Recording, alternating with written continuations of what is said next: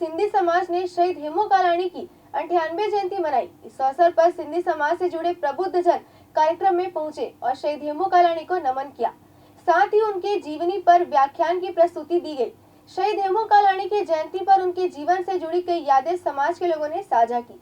राजधानी रायपुर में शहीद हेमू कालाणी की 98वीं जयंती सिंधी समाज ने मनाई। इस अवसर पर देश हित में मर मिटने वाले सिंधी समाज के प्रणेता शहीद हेमू कालाणी के चित्र पर माल्यार्पण कर उनकी पूजा अर्चना की गई। उसके बाद उनके जीवन से जुड़ी कई यादें भी समाज के लोगों ने साझा किया। इस दौरान सिंधी समाज के प्रदेश अध्यक्ष महेश दरियानी ने बताया कि हेमू कालाणी सिंधी समाज के एक ऊर्जावान और समाज में हमेशा अपने छाप छोड़ने महान पुरुष रहे हैं। उनके इस बलिदान को देश कभी नहीं भूल सकता है।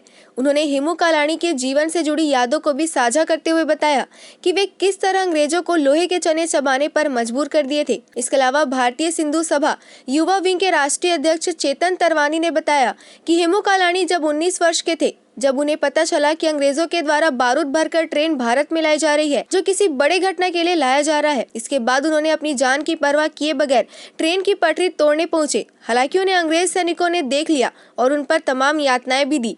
उसके बाद भी वो अपने बात पर अडिग रहे और अंत में उन्हें अंग्रेजी हुकूमत ने फांसी दे दी।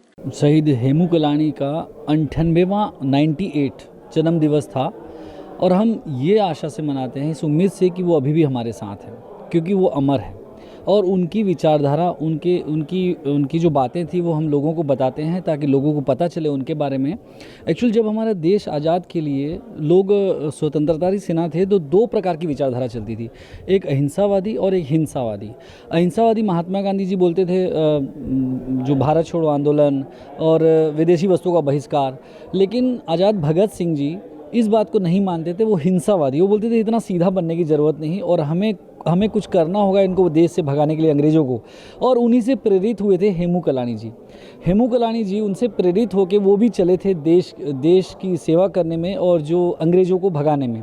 तो एक बार ऐसा हुआ जब ट्रेन आने वाली थी हथियारों से भरी, जो ट्रेन में जो हथियार थे वो हिंदुस्तानियों को नुकसान पहुंचाने के लिए वो ट्रेन आ रही थी। इनको पता चला हेमू कालाणी जी को, तो वो अपने दो मित्रों के साथ, किशन और नंदू, उन दोनों के साथ वो रेल की पटरी को काटने आए ताकि वो रेल वहीं गिर जाए और वो हथियार पहुँचे ही नहीं और उनका दुरुपयोग हो ही मत।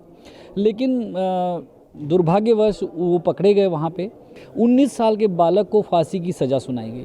अमर शहीद हेमू कालाणी जी को श्रद्धांजलि दी गई उनके जयंती के अवसर पर। यह आयोजन भारतीय सिंधु सभा परिवार छत्तीसगढ़ द्वारा आयोजित किया गया था और समाज के प्रबुद्ध वर्ग ने अमर शहीद हेमू कालाणी जी को याद कर उन्हें श्रद्धांजलि दी और नमन किया। हमारे समाज में हेमू कालाणी एक वीर योद्धा थे। उन्होंने भी 19 साल की उम्र में अंग्रेज़ों को लोहे के चने चबा दिए थे। एक बार हेमू कालाणी जी ने पूरी ट्रेन अंग्रेज़ों की पलटी कर दी थी। तो ऐसे महान योद्धा हैं और हमारे देश में नहीं पूरे वर्ल्ड में इसे हमारे समाज से गर्व से कहते हैं कि हमारा भी एक योद्धा था। हेमू कालाणी जी की आज जयंती थी, उस उपलक्ष्य में कार्यक्रम था। इस तरह हेमू कालाणी के जीवन से जुड़ी और उनके वीरता की कई कहानियां कार्यक्रम में मौजूद बच्चों को बताई गई।